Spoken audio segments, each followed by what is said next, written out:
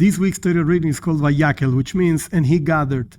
The Torah tells us that Moshe Rabbeinu gathered the Jewish people to tell them the laws of how to build the tabernacle, the mobile temple in the desert for the Jewish people, etc. And the Torah continues saying that actually they did it in this way, in that way, exactly as Moshe Rabbeinu said. Now, before actually saying the instructions, Moshe said a small introduction. And the introduction is about Shabbos, the laws of the seventh day, Shabbat.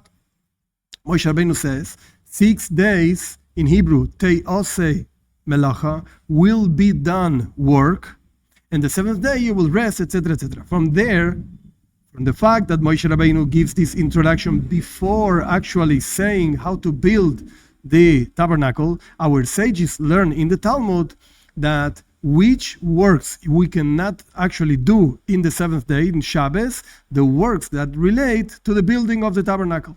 That's how our sages explain this connection between these two things.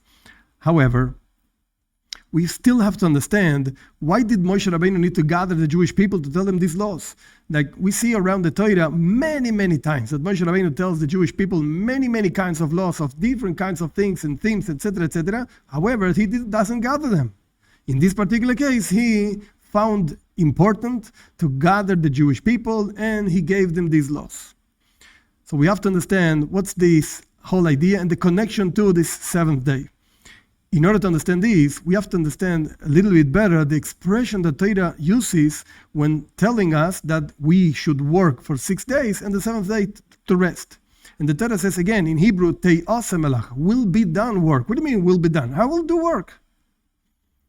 The explanation for this is that there are basically 2 types of work, 2 ways in which you can work.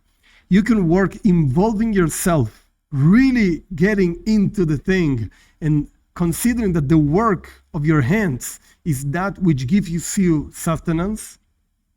And in that case, the more you work, the more sustenance and money you will have. And the more you involve your mind and your heart into your work, in the works of your hands, etc., the more money you will have.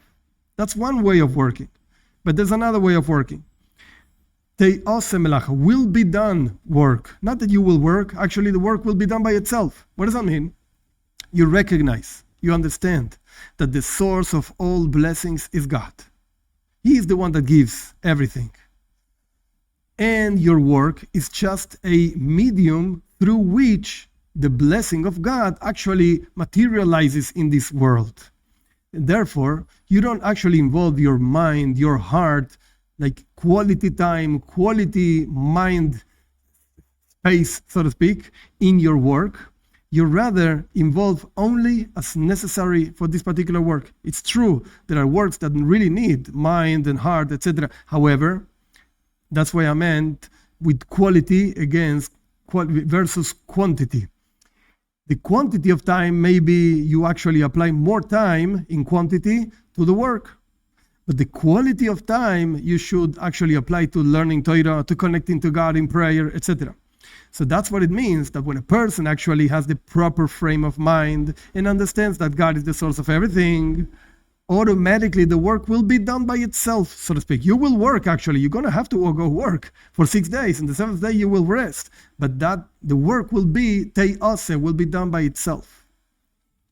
This is why actually this particular building of the Mishkan, of the Tabernacle, is actually a way of atoning for the sin of the golden calf. Why? Because the idea of the sin of the golden calf is idolatry. And one of the very subtle forms of idolatry is to consider that there's something else besides God. There's some power in something besides the power of God. And that's exactly what happens when a person is working and feeling and understanding and thinking that actually the work is the one that gives you sustenance. Your boss is the one that gives you money at the end of the month. Rather, no, that's a very subtle form of idolatry. Rather, is God giving you everything you have through the work of your hands, through your boss, and so on. That's why having the proper frame of mind of Moshe Rabbeinu saying, 6 days, te'oseh melacha, will done work. If you really have this proper frame of mind in every single deed that you do around the day, around your whole life, then automatically you will be able to build the Mishkan, the tabernacle, for the presence of God to reside in the world. And that will atone for the sin of idolatry. And now we're going to understand why this parsha is called, why this section of this week is called Vayakhel, to gather. Because Moshe Rabbeinu was telling the Jewish people, look, first of all, you have to have the proper frame of mind, of course, to know that God is the source of everything, of all the sustenance and health and everything. But before that, you have to have another idea in your mind. And the idea is that you have to gather all your powers, all your strength, every single millimeter in your life has to be focused towards God, has to be given to the service of God. And then automatically 6 days work will be done, and automatically you will be able to make the presence of God reside in this world.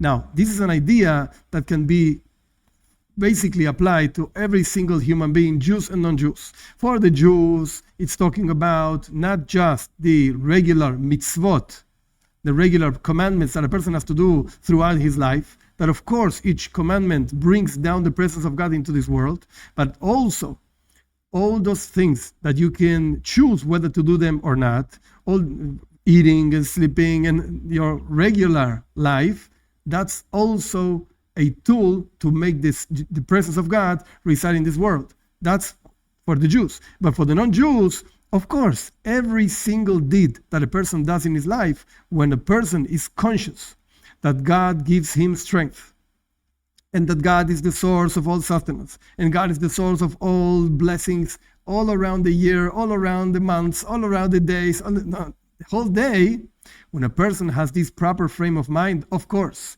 the work will be done by itself. You will see with your own eyes the blessings of God being materialized in your work, and certainly the presence of God will be publicized all around the world, because a person is going to talk about God. The person is going to recognize and teach others about God, about the unity of God, about the commandments that He gives to the Jewish people, to the non-Jewish people, etc. And that will ultimately bring the Messiah, Mashiach, speedily in our days.